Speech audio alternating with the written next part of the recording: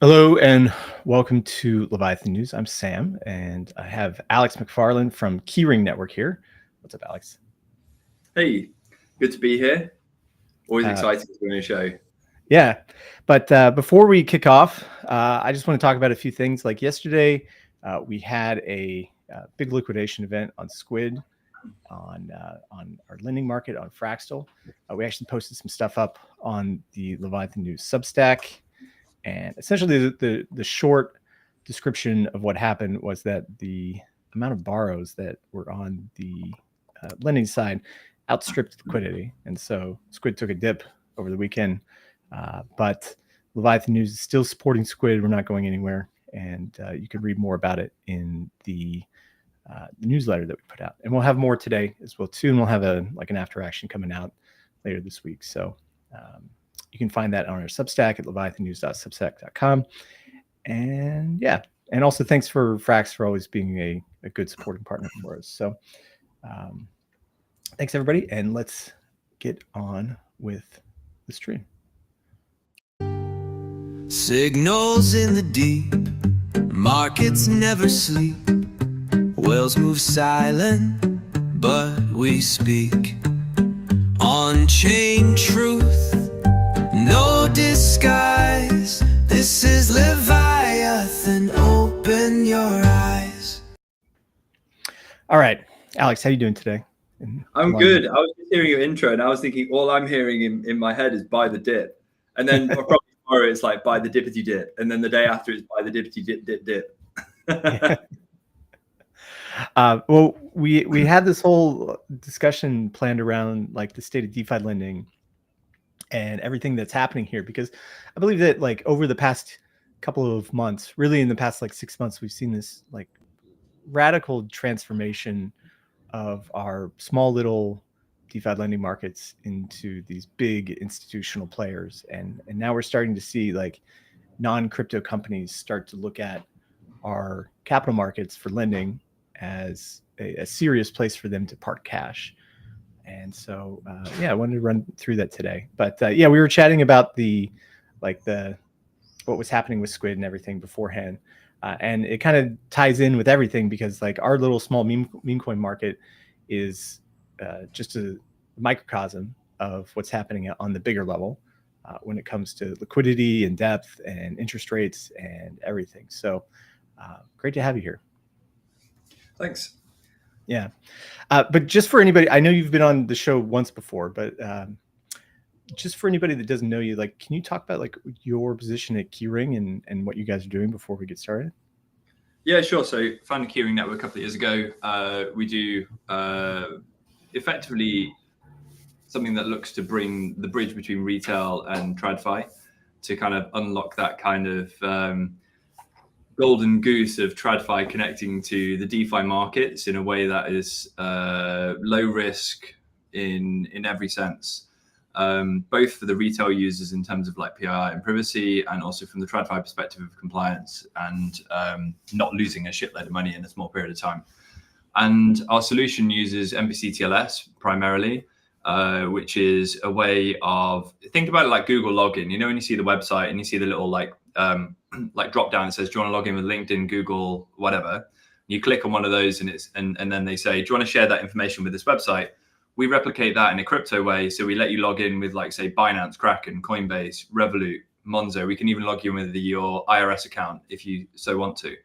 And then that kind of does a little zero knowledge thing in the background and basically approves you to log in to whatever DApp that wants to get your permissions. And we think about this as like, at the moment, DeFi lending and borrowing is effectively, imagine you've got a house full of all your mates and you like playing Fortnite, FIFA, and having pizza with the boys or the girls if you're in a mixed crowd. But difficult to find a mixed crowd in crypto these days, I would say. Hesitate to add, without getting down that rabbit hole. But let's say you're sitting there and you don't have a front door on, so anybody can come and hang out with you. Now, eventually, someone's going to come and nick your TV. There's always one shithead who will come and nick your TV. You're all asleep or something. Someone walks in, steals the TV, and walks off with it. What we do is we get a bit fed up with having to replace our TVs in crypto. So what we're doing now is we're putting a door on with a fingerprint scan or whatever, or some kind of like lock. And basically that stops all the shitheads that would nick your TV from coming in and nicking your TV. And then you can just sit down, hang out with the boys, have pizza and beers and play some FIFA, and no one's going to nick your TV while you're asleep. And that's basically the solution that we're providing. I mean, the real problem though is like the council coming around and like peering through your windows to see if you actually have a TV or not. Yeah. Well, that's more of a UK problem, I think, if I'm being honest, with the TV license situation. But yeah, true. Okay, so like, why is DeFi lending? Like, why is it gained so much popularity? And if you look at it versus other like traditional non-crypto sources, like, what does it provide that in its own kind of special abilities? Yeah, well, I would look at start by kind of, just to set the scene on that. If you look at crypto, and I'm not directly answering your question to start with, but if you look at crypto as an entire market, there's basically three main economic activities. Two, in my opinion, are stupid, and the third one is DeFi lending and borrowing. The number one is I buy stuff because it's shiny. That's been a hugely popular thing through all humanity. My wife loves shiny things. Everyone's wife loves engagement rings and gold jewelry and stuff like that. So this is and will always be, buying scarce things is always popular, both of an investment and just to show off. And so people buy Bitcoin because Bitcoin, like the gold narrative, is shiny and scarce. People buy Ethereum because it sounds cool and it's kind of scarce. I wouldn't say as scarce as Bitcoin, but it's still got the scarcity properties in it, right? And so buying it because I like the coin, or like kind of invoking kind of Wall Street bets kind of vibe here, I like the stock. Buying it because of that, I don't think is an intelligent thing to do in terms of economic activity. Like, I know there's people who yellow into Tesla all day. It's not a smart thing to do. You've got to have some kind of, or you're a really clever trader. It's zero-sum activity. Now you happen to already have the asset, and someone says you can stake it. In the case of Ethereum, you can stake it and you'll get a free 3%. Now it's extremely low risk. Why the hell not? It'd be stupid not to stake it. So that's like, I would say you've developed your level from like chimpanzee, collecting like shiny items in your nest, or magpie in your nest, to I'm now going to actually start making some money of using my nest for the economic security of the network. So I'd say that's a smarter thing to do, but it still doesn't go a huge amount further from the base case. The third one is I have a hell of a lot of shiny things. I like the shiny things because I think they're worth something, and I want to pay my rent without selling shiny things. And then there's a raft of other things you can do around kind of like borrowing, lending, and I won't get into those on this particular analogy. But the number one use case in crypto is buy it because I like the stock, huge market caps of all the majors. The number two is like staking, huge market cap in staking. Number three, over collateralized lending and borrowing, massive. Like Aave just knocked through. I think Aave just overtook Revolut in total deposits. Yeah, I did see that. It's crazy, isn't it? So coming into like, why is this so wildly popular? It's basically because you want the asset and you don't want to sell the asset.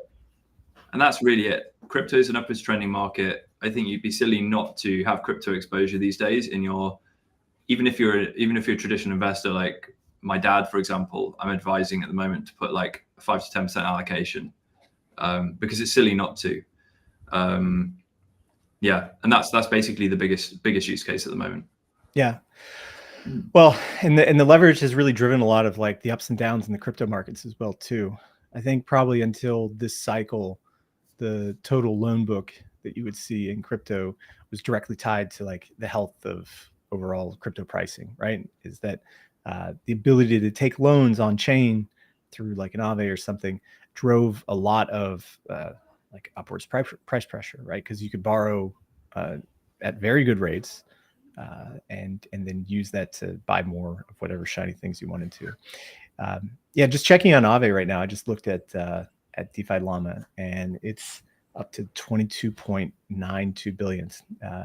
It peaked out at 26 billion just a little bit ago. I'm sure that had to do with the peaking of Bitcoin, but it's just a wild amount. Like I think like we look at these numbers now, and you say like, oh, it's 22 billion, but that is a hell of a lot of like collateral in there. Yeah, it's really interesting you bring up the word collateral because and now this is a slightly unpopular opinion, and it sounds a bit like it's been called like a scammy opinion. I used to kind of subscribe to that until I started looking at this a bit more closely. I think the double count is the better metric here of TVL. And people call it a double count and say it doesn't count. It doesn't count if you look at total inflow into crypto or total inflow, net inflow that can generate revenue into a protocol. And so from a VC perspective, if they're trying to like figure out how much net capital can you generate revenue off, then you shouldn't include lending and borrows. But in reality, when you actually look at the locked capital, you should be double counting it, because I have that exposure in Bitcoin. My assets are going to go up in alignment with that Bitcoin or ETH. If I have that in Aave, I have that exposure. It's a very real exposure, right? It's not a fake made up exposure. It's not a double counted exposure. I actually have that exposure. And if that protocol gets hacked, I lose all that exposure. I lose that wealth. And in the same way with the dollar side, the dollars are supplied by a real person. It's not like neither side are just made up. They are very real. And the total TVL is a very real number on both sides of the equation. If I was going to have to be like fussy about it, I would say that maybe a metric, I'm just thinking about this actually literally on the spot, but it might be interesting to think about a metric of subtracting out the borrows. So like adding all the deposits and subtracting out the borrows, because that's actually the total capital at risk in the protocol. Because if the protocol gets drained, the borrowers only lose one minus their LTV at that point. I don't know if that makes any sense, but no, I get that. Yeah. Essentially, you're saying that like the real number to look at is like the collateral, and then you subtract out the borrows out there, and that kind of gives you like the net of everything that's there. Because there is a lot of looping that is taking place on these platforms, where you could start with like 10 ETH and then borrow 7 ETH and deposit it back in and borrow more stables just to get that exposure. But this is kind of comes into the point of like, why are people making so much money on these? It's because there's at the moment everything feeds through from Binance in a weird way. I think Binance is last time I checked, Binance was like responsible, and there's a lady called Carol Alexander who did some great research on this back in the day. Like I say back in the day in crypto, it's like a year ago or 2 years ago, but did some research on volatility transmission in crypto. The papers are all on a website and published in journals, but it showed that Binance was responsible for something like 70% of all the volatility in crypto from the BTC USDT perp. And so that perp, if that's driving all of the volatility in all of crypto, that's driving all the price moves across all of crypto generally, or at least like 3/4 of it. And I assume it's probably dropped a little bit, but maybe even now it's even more because Bitcoin's so dominant right now. But when you actually look at where is the money in DeFi borrowing and lending come from, it's coming from that perp, because loads of people historically buying the perp to get exposure to Bitcoin or ETH, less so ETH, but definitely Bitcoin. And that perp funding rate has been aggressively positive, and sometimes even been as high as people paying 25-30% annualized to get exposure on that funding, on that perp via the funding. And so what's happened is there was a massive shift around about, and I don't know if it's just Athena or it was a number of people doing this OTC as well, but Athena definitely was like a huge shift in the lending markets to suddenly create this massive arbitrage opportunity, or like what you'd think of in traditional finance is almost like people have different names for it: carry trade, cash and carry. Basically, you short the perp, you get paid the funding, and then you cover yourself with spot. And there's various different flavors of how you do that. But in essence, where you're getting the money from is people being prepared to YOLO into a futures contract because they think it's going to go up, and paying a shitload of money because it's going up aggressively. And so what's happened in the lending markets is people have realized that they can get cheap borrowing from native dollars on chain compared to that funding rate. So if your funding rate is something like, if the Binance funding rate is rolling at something like 15-20%, and you're able to borrow at 10% on chain, then you're making 5% on every single loop you rehypothecate over. And there's a quick way, if anybody's watching, to make yourself sound like a smart ass at conferences and stuff, figuring out the leverage. Basically, if you approximate these things are basically what you call in maths a geometric series. And so long story short, the sum of a geometric series is 1 over 1 minus the LTV. So if you think about the LTV ratio as 90%, you do 1 minus 90%, gives you a 10th. You flip the fraction, you have 10x leverage on 90% LTV. So on these 90% LTVs, you've got like a lot of leverage. So you could be making 10 times 5%, you're making 50% annualized on just that 5% spread. And it gets really crazy if you've got like 95% LTV, you've got 20x leverage, you've got 100% annualized. If you've got 99% leverage, you've got 100x. But that's where you get into kind of like all the annoyance of risk management. But that's why it's so popular. And that's why you can make a hell of a lot of money doing these borrowing lending activities. In my opinion, that's why the TVL has increased dramatically. You'll also notice that the lending rates on dollars are kind of backstopped, on the lower bound, they're kind of like buffered by the T-bill rate, but they generally have a pretty aggressive soft buffer of around whatever the funding rate is. So you get this like interesting thing going on. Yeah, so this is part of the transition that I wanted to talk about from just the previous lending markets that we have now to these new institutionalized lending markets. So I want to bring one chart first just to share this. So here we have the kind of funding rates across all exchanges in going back to 2022. And I know this doesn't go back that far, but at least you can see in 2023, we're getting really far up here. I mean, this is where we're talking about like week on week, returns of like 20%. And you're talking about being able to scale that up maybe like 5 or 10x. I think that one thing that we can see is when Athena came in and they've kind of compressed those yields as they've been more aggressive in taking those trades. But it still does exist there. Like anytime that we do have a run up, there's a lot of demand for in the perp markets and then also in the lending markets. And you're saying that's translated through. One thing that I wanted to note is that, we had this huge period in DeFi where we went from like around 2022. Remember when lending markets, the stablecoin lending rates were like at nothing. Like you could borrow USDC and DAI for like 1%, and this persisted for, it felt like over a year. We had this type of thing just because so many people had dollars on chain that they didn't want to take off or they couldn't take off for certain reasons, and also like the zero rate lending environment as well too. And we've seen this flip where now in a period of high interest rates from US treasuries, the kind of like default rate that you're going to see is that like 5%. Like people will never like stash their stable coins away in a place where they're making like 2-3% anymore. That kind of base rate has really, through its introduction of like on-chain products that provide that rate, have really been able to provide that minimum floor. Yeah, I think one of the big shifts is the ability to off ramp and on ramp as well. And I think that over time, like in 2022, it was if you were a big DAO or big treasury, it was almost impossible to get your assets off chain. And you definitely wouldn't be able to stick them with like a State Street or someone like that. And I think a lot of solutions have popped up in the last 3 years because there's a hell of a lot of spread to be made on someone who's locked into an asset when there's a 3% spread between, say, their $1 billion treasury and what they could be getting. You could just easily take 1% of that and make them very, very happy, right? And 1% of $1 billion means you're a very happy chappy.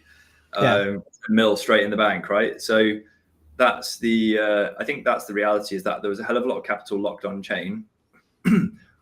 And I think there were a lot of treasuries trying to arbitrage this, but they just couldn't arbitrage the size.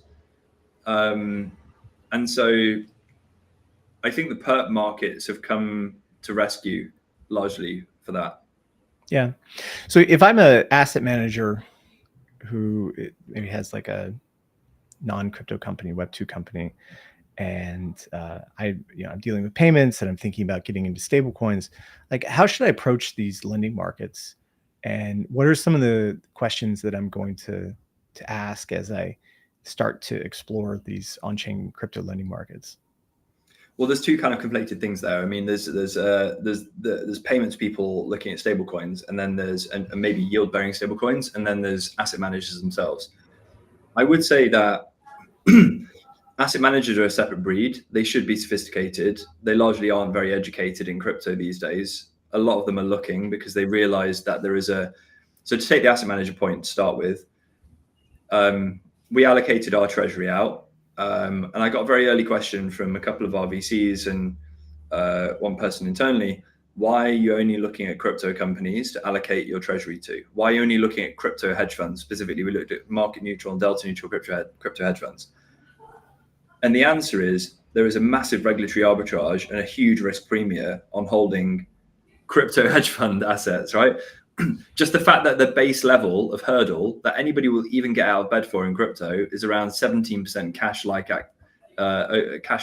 over a year, that immediately knocks out of the park every major asset manager and hedge fund who over the last couple of years have been printing around about on annualized 15%. So your hurdle rate is higher than them just to start with. And the reality is if you get someone good, they're going to be higher than that. And the volatility on these things is insanely low. So the main problem they have in crypto is not actually like risk.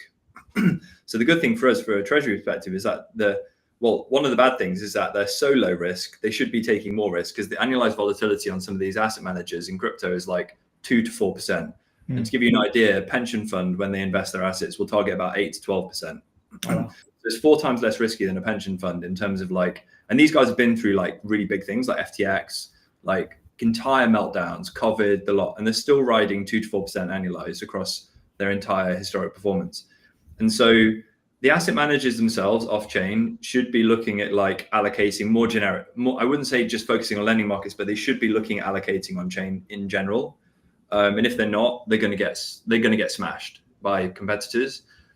Payment providers, they're a bit of a weird one because stablecoins have been really popular recently. And I would ride this into the risks of both need to look at the risk of they're doing interest rate markets and doing lending on chain. You need to be very careful about what collateral you're exposed to. And I would say that a lot of the yield bearing stable coins aren't as liquid as people would like you to think. So one of the biggest issues that I would look at, if I was like sophisticated, let's say in a parallel universe, I was sitting as a quant portfolio manager in an asset manager and running their new DeFi rates desk. The first thing I would do is I would be looking at all these like 25% yield bearing opportunities, heavily incentivized by loads of VCs in the background, but it's what it is. And I'd be saying, if I lever in to a position here, on the borrow side, firstly, do I want to be on the borrow or the lend side? That's the first question. And that's actually a really complicated question. If I was really sophisticated, I'd say be on the borrow side. If I want to park money and leave it, I'd be on the lend side. The way it works is, and this is one of the first questions they need to ask themselves to like directly go back in there. Because in lending markets, you're effectively ending up with, on these yield bearing stables, which is the juicy part of the market, it's a bit different from wrap stake ETH versus dollars or Squid versus dollars. You've actually got a second accelerant in the interest rate model. Normally it's just supply demand because neither asset has a yield component. And in wrap stake ETH, it's just a pretty much standard yield, doesn't move. In the yield bearing stablecoin, you've also got the underlying yield of the token itself as collateral, which has a huge, possibly the most dominant impact on the interest rate model of these markets. And so the way it transpires is that you end up with basically a swap, an interest rate swap, where swap-ish, I would call it, where the lender ends up with a pretty sticky interest rate, which tends to be around plus minus roughly the same amount, because the linear kink model doesn't move that much. It's not very dynamic.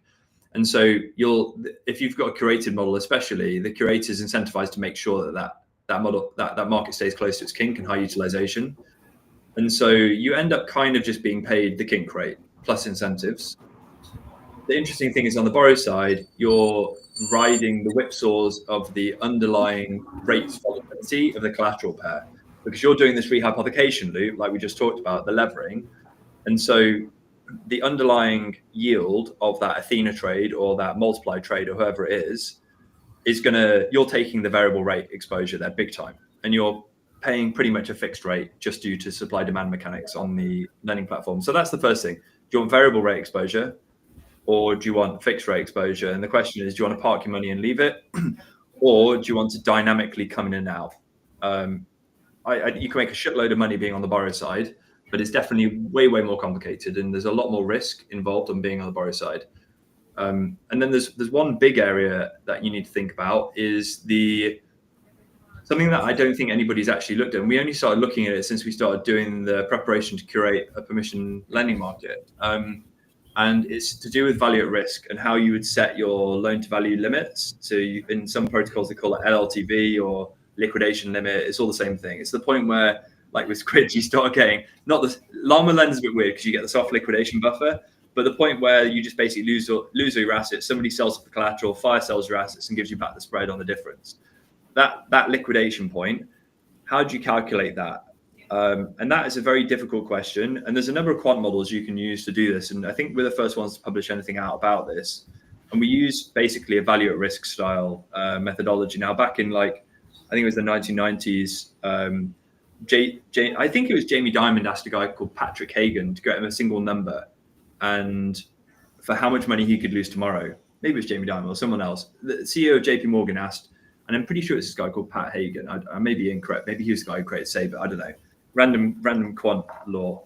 But yeah, they created this model of this is how much money you could lose tomorrow. And I believe that the way you quantify that into lending markets, and this is something not many people think about, but your actual yield bearing token like Athena, if you need to get your money back, you have to wait 10 to 15 days. Multiply, you have to wait about 4 days. It's like 7, isn't it? For the cooldown off the SUSD? Yeah. Yeah, 7. Multiply, I think, is like 1 to 4. Others can be varied, right? So what you need to calculate is if you get stuck with the asset, how much money could you lose in 7 days? How much money do you expect to lose in 4 days? So you figure out the collateral of the asset, the quality of the collateral. You do your kind of quant modeling, and there's a bit more to it because of people have like liquidity buffers and stuff in their protocols. But in an extreme scenario, Athena has $7 billion of assets under management. If people want to redeem, there's no way, no matter even if they have $100 million on the side, there's no way they've got enough to cover like a 20% drawdown in the asset underlying. So what you want to do is you want to figure out with a 99% certainty, I'm not going to lose more than this particular amount of money if I have to do a redemption. And that's what you'd filter in. You have to be, you really want to be aware of that, both on the borrower and the lender side. You want to evaluate, is the loan to value limit correct on the protocol, correctly set up in accordance with that? If it's not, then you need to evaluate why not. And then secondly, you need to then be aware of how this might transform into potentially bad debt in the protocol. And then that comes into a question of, if that does happen and there is DEX liquidations, you need to be aware of also how are people on the borrow side and the liquidation side going to be unwinding their assets. So it's actually really complicated. But for most of the users, I think the protocols themselves do a really, really good job. Like Gorn are fantastic, RE7 are fantastic. These guys do some really good risk management. And I would, on the asset manager side, if I'm being honest, all of this complexity aside, I just pick a vault with a good creator and someone who does something that sounds sensible and park it there.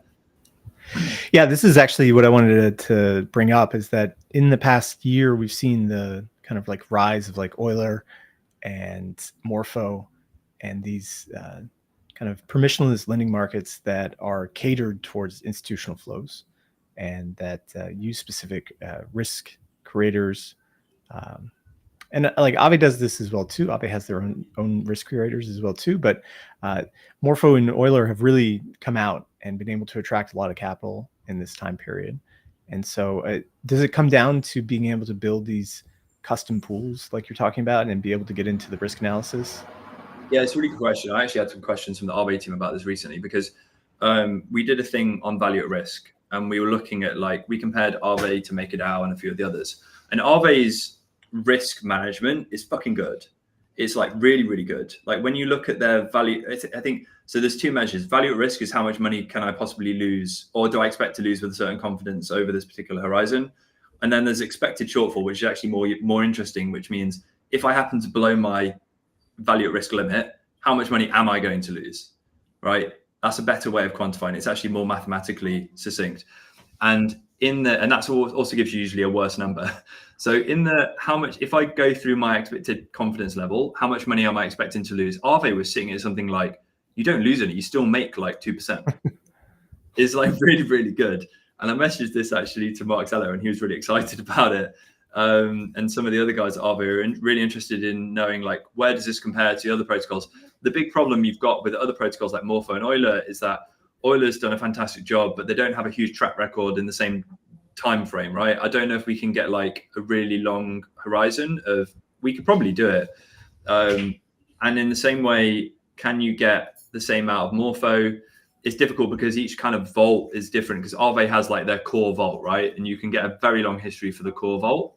Whereas Morpho, they've got curators spinning up different kind of like collateral risk things each day. So it's difficult to get the same historic, like apples to apples risk comparison. But I would say the Aave DAO does a really, really good job of their curation task for sure.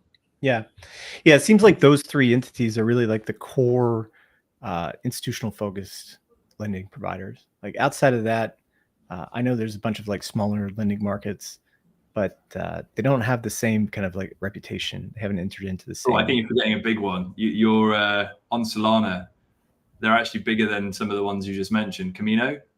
Oh, Camino, yeah, they're huge. I think everyone forgets about them because everyone, like in DeFi, we always forget about Solana because unless anybody talks about Pump Fund, it's like, Solana. But in reality, like Camino's got fucking loads of assets. Like they're actually really, really big.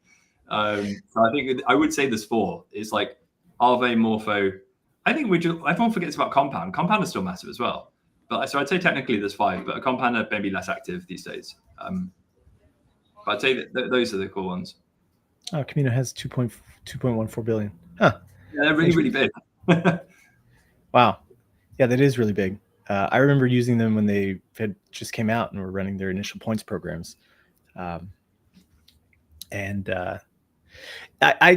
speaking of points, like this is what another thing that kind of like differentiates a lot of the lenders is the bigger lenders like Aave and Morpho and Euler. I don't think they use like token incentives on the borrows or the lending side at all. So this is a very controversial topic. Yeah, like Go ahead. I'm just wondering about incentives. Like, are they actually like? Is it all fake when you're trying to like? I know people want to try to acquire liquidity somehow, but like, what's your views on incentives? I think incentivized pools are what you should go for as a user. If you see a pool that's non-incentivized, it's done. You should be going for an incentivized one. Like always go for the incentivized one. Some of the incentives that you get coming up are absolutely mental. I used to like sniff my nose. I used to snub them because I was like, who cares?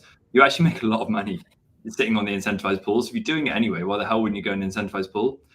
And the people doing the incentivization, it's a no-brainer for them because most people go, like I used to do, and don't move their assets. Because like, you know how it is. You log into DeFi, you spend an hour. You immediately lose an hour the moment you connect your Rabby or your MetaMask wallet. So people can't be asked. The users are very sticky in DeFi lending in particular.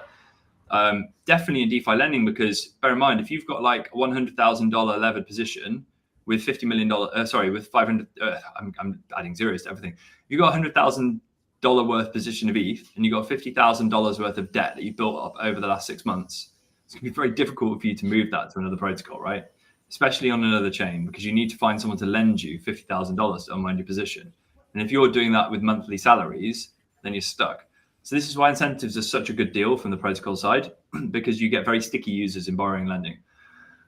In terms of like, is it fake? Yeah, I mean, everything's fake in crypto. We're all riding the fact that the market's going up. As soon as the market doesn't go up anymore, we're all in a big pile of shit. But like, that's basically, as I was saying at the beginning, is like everything in terms of the baseline rate in crypto is so attractive because people want to buy Bitcoin and the perp rate goes up. It makes your assets go up. It's positive. On average, it's positive. As soon as we start seeing like the perp rate being kind of flattish, it's going to be a really interesting time in crypto because we're all going to have a very strong introspection of like what the hell actual value we're really adding to the world. And then that's going to be a very difficult question in a world in which 30 years after the invention of the internet, still only 45% of swaps are done electronically. So that's going to be a very rough reckoning for the crypto industry if we don't have that perp rate bolstering all of our coffers. But yeah, incentives, the way I'd look at them is you judge a protocol as a user or as an asset manager in terms of two levels. Now, let's ignore compliance, even though it's my kind of business, but let's ignore compliance in that. Because those guys around are going to be in or not, it's very binary for them. But in terms of the real kind of scale, a variable scale, it's tenure and TVL. Now, as soon as you got over $1 billion in TVL, billion, 5 billion, 10 billion, no one gives a shit. You've got a shitload of TVL. So that kind of ends. And then you're just left with tenure. So really the problem is all the major protocols have the first thing they do, they need to get that 1 billion in TVL. And in my opinion, or at least maybe people have a different metric in their mind of what is good TVL, 500,000, 1 billion, 250 million, I don't know. Maybe they just make it up.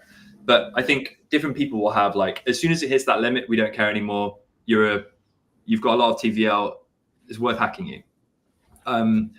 The second thing is how long have you had that TVL for? So once you've knocked into that kind of where we need to have decent OPSEC risk, how long have you been able to maintain that? And now that's how I would judge operational risk add-ons for all DeFi lending and borrowing. And the problem you've got, if you're Euler, Morpho, anybody else, Aave was the first, and you will never catch up with them. So no matter how long you spend doing your protocol, like creating a protocol, you can never compete with the underlying operational risk add-on, because like they always say, just use Aave. And that's a very catchy tagline. It works well. And there's something not wrong in it. And we work closely with the other guys as well. But if you're going to be seriously judging this, people who are like on the asset management side, the audits are great, but no one cares. They want to know tenure, because it's ultimately tenure that counts. And so when you look at incentives, if you're looking at operational risk add-on spreads, even if we ignore all of this extra nonsense about rehypothecation, if I'm going to lend in $10 million into a protocol, then I want to have a spread because you're higher risk than Aave. And if I'm borrowing money from the protocol, I want to borrow it cheaper because you're not Aave. And so you have this intrinsic bid-ask spread. And who's going to pay that? The lenders aren't going to pay it. The borrowers aren't going to pay it. The VC has to pay it. And the VC has to pay it whilst the protocol comes up with new funky models of making themselves more attractive or pumping their yield higher than Aave. And so that's what Euler and Morpho have done with their curation vault. It's been incredibly attractive for a lot of people because it optimizes the utility rate. And Euler have been really smart at getting their utilization rate really high, because that's a way that they can pump that. If you think about it, if I'm 50% utilized across my protocol, only 50% of the dollars are making money. So at that point, I'm basically, even if I'm paid a 10% interest rate by the borrower side, I'm only getting 5%. So if my operational risk add-on to Aave is say like 1.5%, I genuinely think it's probably like 1.5%, 2%. Then that means if I can, through a creator model, get like 75% utilization, then I've immediately got 50 basis points higher than Aave, just straight off the nose by just having a creator model. And that's why people deposit in the others rather than just Aave. And so this is where incentives come in as well, because how does Euler compete with Morpho? How does Morpho compete with Euler? How does Camino compete with the other two? And it's not just a case of I just love their UX and their color scheme of Euler is kick ass, or I just love the rebranding of the dividend. No one gives a shit about that stuff. I mean, this is why none of them really care about the UX. It's like all of it comes down to is interest rate. What's your yield? And how much of that yield is cash-like? When's it liquid? How liquid is it? And if it isn't liquid, what's my estimation on the FDV of the token that's providing? And this is where you get into the really interesting side of incentives. So, I mean, your clients that are coming to Keyring, are they asking these type of questions, or are you like preparing everything for them to tell them all these things? Oh yeah, it's a bit of a disaster really, because everyone knows that I know interest rate structuring, and so I get lumped with all this shit. I would love, Sam, honestly, if I could just be the KYC provider that turns up and just does KYC permission vaults and then just like jollies around and does another one, it would be like so chill. But in reality, the result is that what people do is they tend to come to us. They know that like my chief of staff used to trade interest rates at JP Morgan until literally like 6 months ago on their London, New York, London and also Sydney desk. And so we do have actually pretty strong, my background's quant in interest rate exotics. So our background in interest rate models is actually quite good for a KYC company, which is kind of weird and is quite good even from the trading side if we compare it to the asset managers, I would say. So when people actually do come to us, normally what happens is they'll say, hey, we got this really interesting opportunity. They're interested in doing permission borrowing lending. And we'll look at it and we'll be like, well, you're not going to make any money because of this reason. Like your incentive model is a bit fucked. And so we had that recently. Somebody said to us, like, we're going to do an incentive permission market. It'd be great to do it with you. I said, well, it's fine, but if you do it, you're not going to get any TVL. And they were like, why? And I said, because at the moment, if I had to mark the 3-month lending rate, it's about 17%. So people annualized anyway. So the annualized interest rate you'll have to pay to get people to come in, actually deposit anything into your protocol. At the moment, I would say cash like 17%. And so they were giving like 14%. I was like, no one's going to move any money. And so that's the kind of conversation people then have with us. And then we say, okay, well, we can give incentives on our side because we're obviously an up and coming protagonist in this scene. So we can sort of pump your digits a little bit with us. And we'll also talk to other people in our ecosystem who are really keen on grabbing institutional flows, and they know that they can grab institutional flows by working with us. So then we call up our friends and we say, hey, if we do this on like X protocol doing with whatever, do you think this is a good idea? And then that's when the really complicated side comes in, which I think we add a lot of value in as well, which is how do you structure the interest rate curve?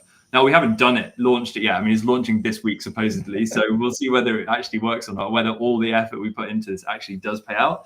But we put a hell of a lot of effort into like, figuring out how we're going to incentivize borrow, the lending, how we're going to move the incentives around, talking to LPs. Like, I feel like I put out a LinkedIn post the other day that I feel like I'm running a structured interest rate book right now via DeFi under the pretense of a KYC solution, which is kind of funny. So yeah, we give as much help to people that we work with as we possibly can. Like we give it the 110% on every angle, not just the KYC side. Huh, that's pretty cool. Yeah, I mean, it seems that like a lot of people coming into these things would have these questions if they're not like fully acquainted with these lending markets. Like, where do you think they kind of like rank them? Like, if I'm like looking at crypto lending versus other types of non-crypto lending, like where does it fit in? Like what type of risk are we looking at? I mean, in the sense of like, you have to compare it to over collateralized lending, right? Because the two are very different. Like with under collateralized lending, you have credit. There's a clear credit exposure that you're exposed to on your counterparties, and that's where credit rating agencies are really helpful. When you talk about over collateralized lending, that's where it gets really interesting because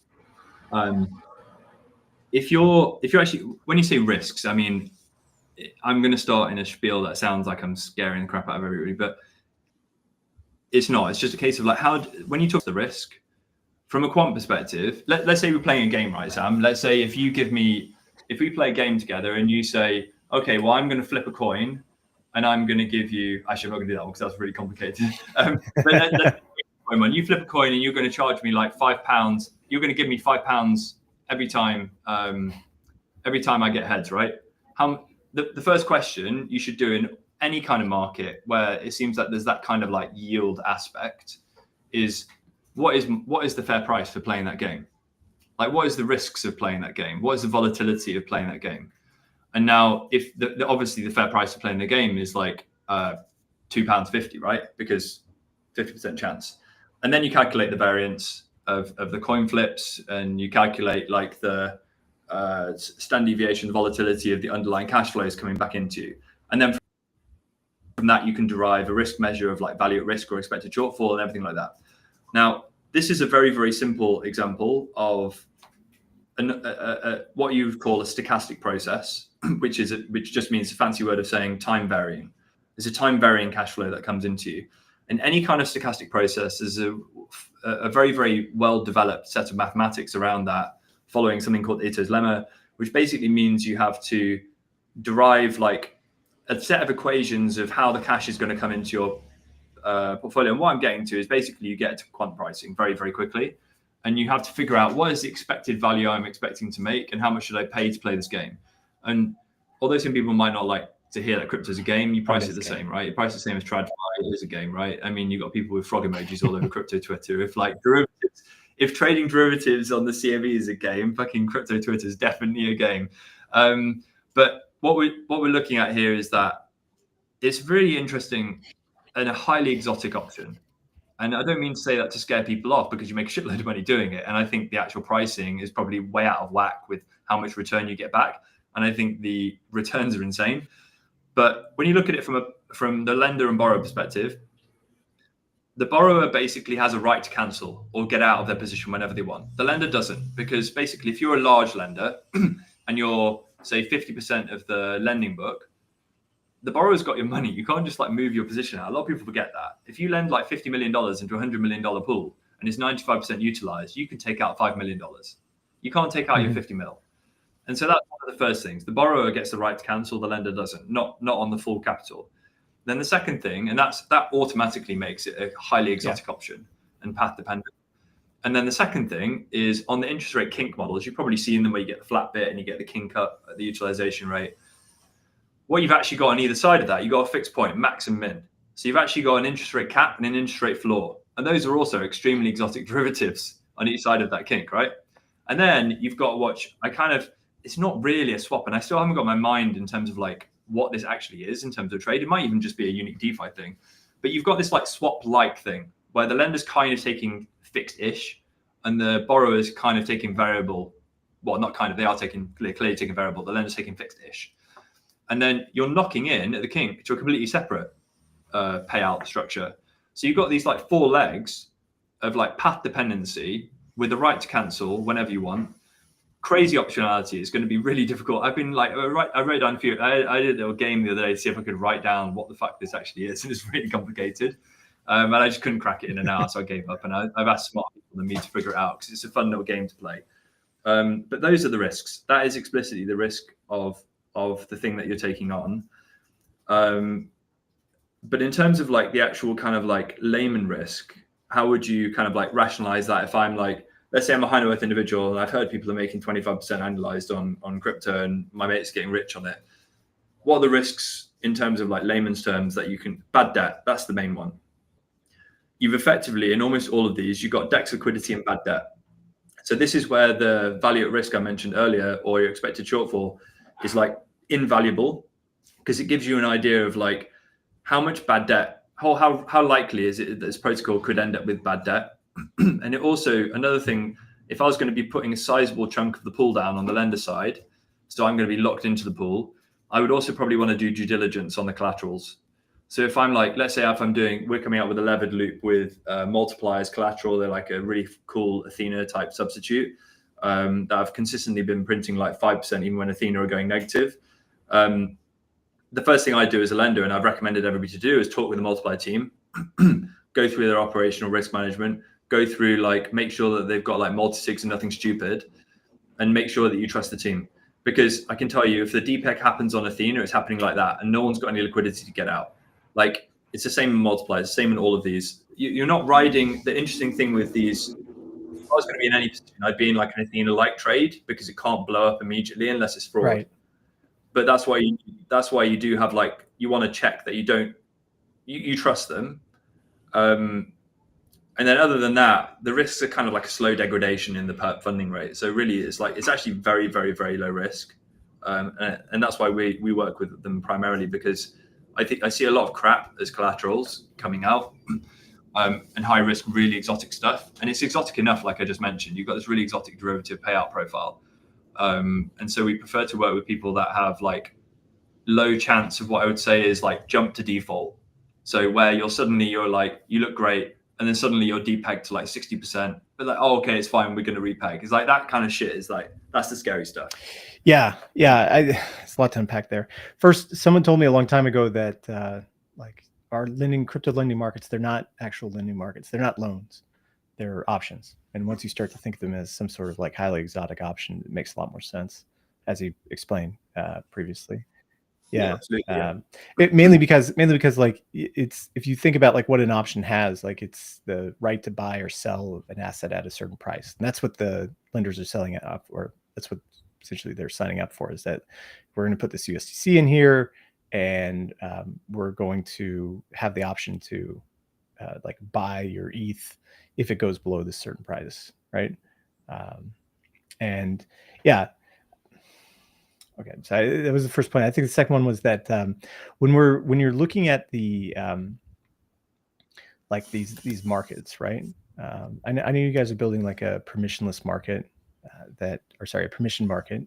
You mentioned for people to come into. Like, how does the compliance piece fit on top of all this? Like, these are like permissionless markets. Like, North Koreans could deposit funds in there. You could have like different any type of actor can come and put funds into these markets. So like, how do you take that into account when designing something like Keyring?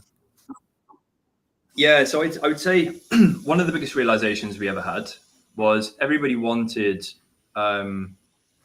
KYC markets, like back in the day. Institutions were coming to us saying, I won't say who it was. Someone literally came on a meeting with us and effectively between the lines said, "Hey, can you KYC everyone in DeFi? Thanks, bye." And I was like, "You fucking crazy! Like, that's obviously not going to happen." The more we've built, the more we've worked on like various different POCs, the more we've realized that no one gives a shit about KYC in terms of like compliance or regs and stuff like that. Like, no one gives a shit about KYC for regulatory bodies in crypto right now, or very little. And if they say they do, frankly, it's more of like it's why? It's because they just want to cover their ass. It's not because they want to make money doing KYC. No one makes money doing KYC. And that's why nobody cares about it, really. So what you have to do is you have to figure out what is the area that makes people money.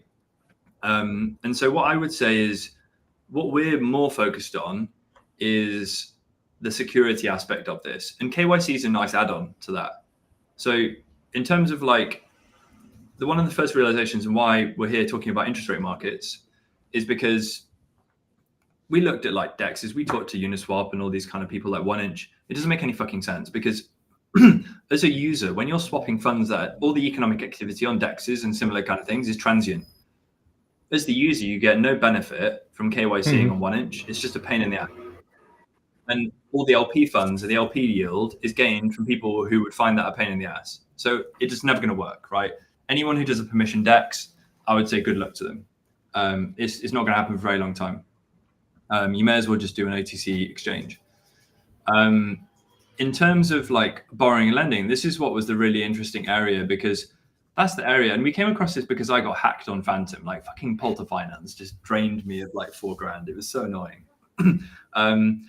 And this was like the aha moment because I suddenly realized that as I was sitting around watching the team at Polter Finance scramble around, kind of crying on Twitter and begging for their funds back from the hacker, it became rapidly obvious to me that I would actually quite like people to be permissioned into these platforms because it's actually very stressful. If you've got a lot of money on these platforms, and a lot of money depends on the person, right? If you're in the Philippines, it could be like $1,000. If you're in like Manhattan, it could be like $10 million. But it's irrelevant how much absolute cash it is. For each individual person, it's a very important sum of cash for their own lifestyle and their kind of future wealth. And so if you're always worrying and you're always forced to worry about what happens if someone exploits this contract, that's basically where we step in, because in DeFi lending and borrowing, that's where I come back into the analogy of how many people listening to this live stream won't have a door lock on their front door of their house. And then people say to me, oh, what happens? And they say, oh, cool, that's an obvious example. But like in crypto, what about like Lazarus Group or the KGB can like forge identities easily and still get in through your door? And I'm like, yeah, well, sure. But I mean, if you piss off the KGB, they're going to scatter radioactive elements on your sofa and you're going to die in a horrible death, or they're going to rob your house. Like the idea that you think you can piss off a state level actor and your door lock is going to stop them is insane. But yet you still lock your door. And why? It's because of the random shithead opportunists that will come in and nick your iPhone or your TV. And if you actually look at the real hacks in DeFi borrowing and lending, I can draw two really good examples of this: Mango Markets and Euler. Neither were done by a state-sponsored actor. It was a person who used the protocol a lot, got really interested in the code, realized it was an exploit, and thought $50,000 bounty, 10% of $200 million. And maybe even they did it for the glory, but it's very devastating for the individual users. And yeah, sure enough, I think most of them got both their assets back because I think the hackers were based in both cases, I think in the US anyway. Maybe incorrect in that statement, but I think they're both based in the US. I think that wasn't the other hacker in like Argentina or something, but he like gave all the funds back. This is V1 by the way. Yeah, I mean, it's been a while. But yeah, I wasn't really too sure about that one. I wasn't too sure. Avi's Avi's in jail now. I mean, he had like child pornography on his computer as well too, and he. Yeah, I mean, the guy's a pure rotter. He's like, not coming.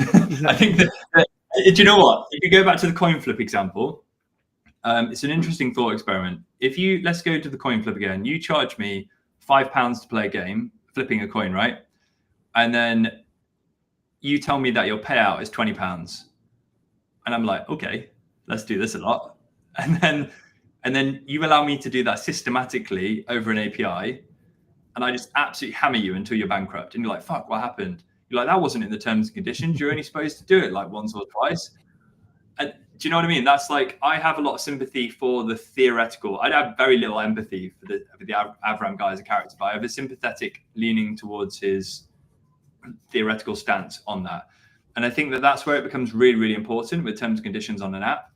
And that also becomes where it's really, really important, where I think legally there needs to be a clearer statement of use and in terms and conditions when you use these apps and what is the intended use case of them. And my personal opinion now is that if you have clear T's and C's on the app saying like you should be using this within its intended limits, then yeah, it's clear. If you didn't tell me that I should be playing the game because it's like, I actually had this example, right? I went to a church fair when I was little with my mum. My mum used to organize them at our local church. And I was only like 8 or something. And it was like throw the little ping pong ball into the bucket as an angle. And I figured out if you spin it and you hit the edge of the bucket, I just win every time. And obviously then the guy was like, you can't play anymore. You've won 3 times in a row. You're not playing, because he knew that I was abusing the game. And I think this is where you have like, this is where identity is very, very important. Because if it's clear that you're operating outside of a fair usage policy, which has been predefined and you've been notified of, then we know you're breaching an agreement and a service level agreement as a user of that protocol. And you are the guy stealing the TV that everyone else is like playing FIFA on, right? And that's where I think our solution focuses on. We don't focus on the compliance per se, because compliance is a slow moving beast.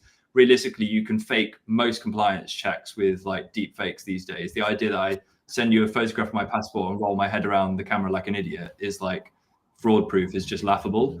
So regulators have got a long way to move in digital compliance, but I feel that what we're able to do with Zero Knowledge is rely on people that are very trusted, secure, and provide like a high level of security and trust into the lending and borrowing markets, and improve the risk-based returns of people and the user experience of people in the protocol. Very cool. We're getting to the top of the hour. I enjoyed this. I learned a lot about like the underlying lending markets, which I hadn't really thought about before in the ways that you were explaining them. I think it was really cool to learn about like the kind of deeper complexities of how they work, and kind of how like groups like yours are looking at them, kind of analyzing them as well too. So tell us more about Keyring before we get out of here, and then we can find out where to find you. Yeah, I mean, at the moment, basically the main way, my kids are literally arriving. I can hear them downstairs as well. Mine just came home. Yeah. Everyone's coming back from school now. So I think why do people want to do permission markets with us? I think is probably the best way to phrase that, is because we can get people compliant without sharing their identity, without logging their wallet address, keeping them anonymous on chain. I think it's super important in an era where you're seeing kidnaps and things become more apparent. PII breaches like a Coinbase, etc., becoming more and more. The idea that you share your passport with a shitty company on Web3 and DeFi is just insane. Like I would never do that personally, and that's one of the main reasons we built out this solution. And then I think where we're going with this is, hopefully it depends on like how fast our kind of partners and infrastructure partners can be ready. But we're looking at launching a pool this week with Multiply. I think we've got the best risk-adjusted yield in DeFi on this, and the reason I say that is for a very simple reason. If you look at a permission pool, you've got one more person incentivizing it. So it's literally a no-brainer, right? If you've got an unpermissioned pool, you've got 4 people incentivizing, you've got a permission pool, you've got 5 people incentivizing it. So it's like, I mean, it's uncompetable. There's no way that you can get lower yield on a non-permissioned, lower yield on a permission pool than a permission one. So the main frustration I've got at the moment is figuring out which opportunities do people want to deploy in.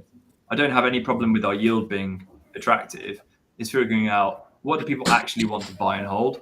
And at the moment we've got US dropping bombs on Iran, which isn't doing great things. Crypto native yield, so we'll see. But that's kind of like where, yeah. Surprisingly, like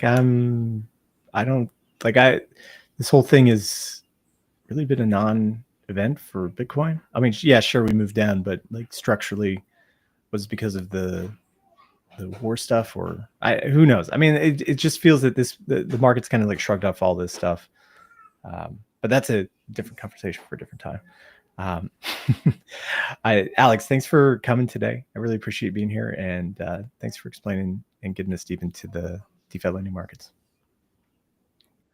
Yeah, it's been a pleasure. And if anybody wants to kind of like see some of the stuff we put out, follow us on Twitter or reach out to maybe Sam, because our Twitter keeps getting banned. So we'll